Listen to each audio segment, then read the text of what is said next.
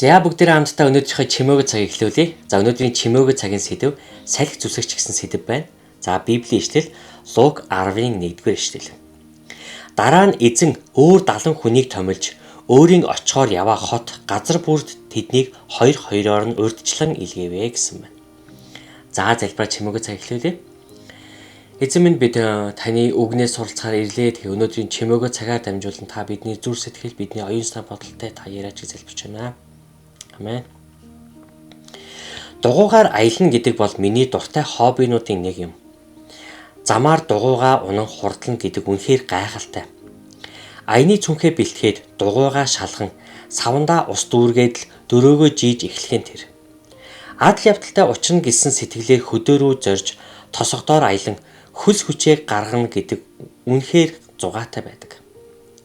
Хурдаа 21-дэр тохируулан араагаа тааруулаад жийхэд салхи зүсэх хэрэгтэй болдог. Салхи зүсэн дөрөө жийн гэдэг амаргүй. Дөрөөгөө жийх бүртэл салхи чамайг хойш татна.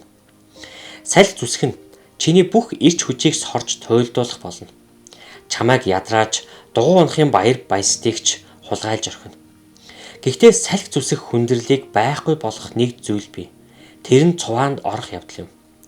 Урд чинь явж дөрөө жийх залуу салхийг зүсэх ба чи ойрхон явах хэрэгтэй. Ийм байдлаар хоёр дугуйчин ээлжээр урд гарч салхи зүсэн давхивал хоёул амсхийх боломжтой болно. Нэг игнэнд орох зарчмыг Есүс мэддэг байсан. Тэрээ шав нараа үйлчлэлийн талбар руу илгээхдээ хоёроор нь явуулсан. Тэдэнд асуудал тохиолдно гэдгийг Есүс мэдэж байсан ба сүнслэг утгаар тэд салхи зүсэх хэрэгтэй нөхцөлд орохдоо хэрхэн нэг игнэнд орохыг сурах ёстой байв. Христтэй хамт алхах үед бидэнд бусад хүмүүсийн тусламж хэрэгтэй гэдгийг ойлгож авах нь чухал билээ. Биднийг сайн мэддэг, бидэнд тулгарч байгаа зүйлсийг ойлгож, биднийг халамжилдаг хүмүүс бидэнд хэрэгтэй. Асуудал бэрхшээл хизээч гарч ирнэ.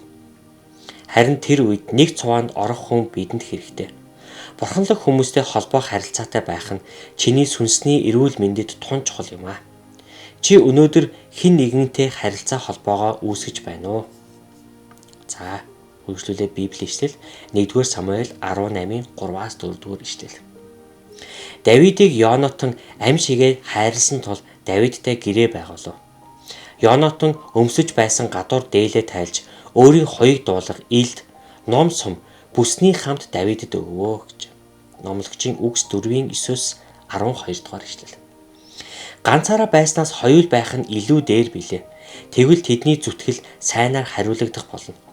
Хэрэв тэд хамтдаа ойжих хаваас нэг нь нөгөөгөө босгоно. Харин ганцаар байгч унахад түүний босгох хүн үгүй тул хөөрхий. Түүнчлэн хэрэв хоёул хамт хэвтэх хаваас тэд дулаацдаг бол харин ганцаараа хэрхэн дулаацах билээ. Ганц хүнийг хэн нэгэн дайран дийлж чадах бол хоёр нь нэгийг няцаана. Гурамсаж гүрсэн сур тиймч амар тасардаггүй. Амен. Өнөөдрийн чимээгөө цаг та бүхнийг босгон байгуулах болтугай. Бурхан та бүхнийг ивэг